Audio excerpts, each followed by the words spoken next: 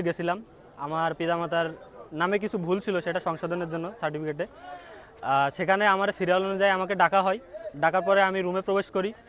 আমার ডিপার্টমেন্টের sir Fazlu sir ছিলেন ওখানে। ফজলু স্যার আমার সিরিয়াল অনুযায়ী ডাকলে আমি সেখানে চেয়ারের কাছে গিয়ে দাঁড়াই। স্যার আমাকে বসতে বলেন। আমি বসার পরে সচিব একটা কাগজপত্র নিয়ে নড়াচড়া করছিলেন, আব্দুল মতিন স্যার। উনি হুট করে আমার দিকে তাকায়, আমার এখানে কলার ধরেই তুই আমার রুমে হেডফোন গলায় দিয়েছিস। আমার ওটা কানে ছিল না, আমার ওটা ভিতরে ঢুকানো ছিল, ওটা জাস্ট আমার গলায় দেওয়া ছিল। উনি আমাকে ওয়ার্নিং দিতে পারতেন যে এটা নিয়ে ভিতরে প্রবেশ করা যাবে না, কিংবা এটা যদি আমার অনেক বড় অপরাধ হতো তিনি আমাকে পুলিশে দিতেন। কিন্তু তিনি আমাকে 4-5টা চট দিয়েছেন। আমি তার কাছে জিজ্ঞেস করলাম, স্যার আপনি আমার গায়ে হাত দিলেন, আপনি আমাকে সতর্ক করতে পারতেন, কিন্তু আপনি আমার গায়ে হাত দিলেন। বলছে তোর গায়ে হাত দিছি তা কী হয়েছে? উনি আমার সাথে এমন ব্যবহার করছে।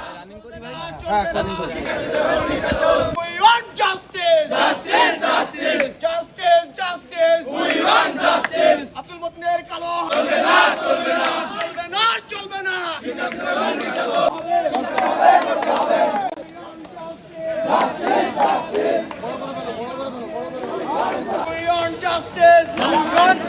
শিক্ষার্থীদের উপর নির্যাতন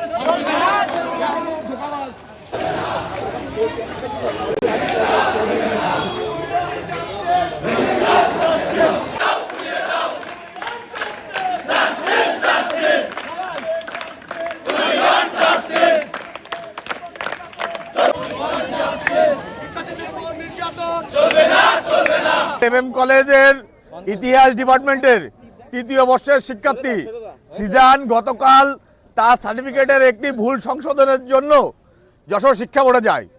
তার সিরিয়াল অনুযায়ী যখন তার সিরিয়াল আসে, তখন সে শিক্ষা বোর্ডের সিনিয়র সচিব আব্দুল মতিনের কক্ষে প্রবেশ করলে একটি ঠুনকো অজুহাতে আব্দুল মতিন সাহেব আমাদের এই সাধারণ শিক্ষার্থী সিজানের 2 গালে 4টা থাপ্পড় মারে।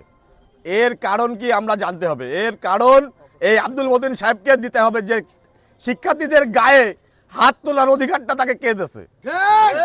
ঠুনকো অজুহাতে শিক্ষার্থীদের গায়ে হাত তুলে শিক্ষার্থীদের উত্তেজিত করার চেষ্টা করছে।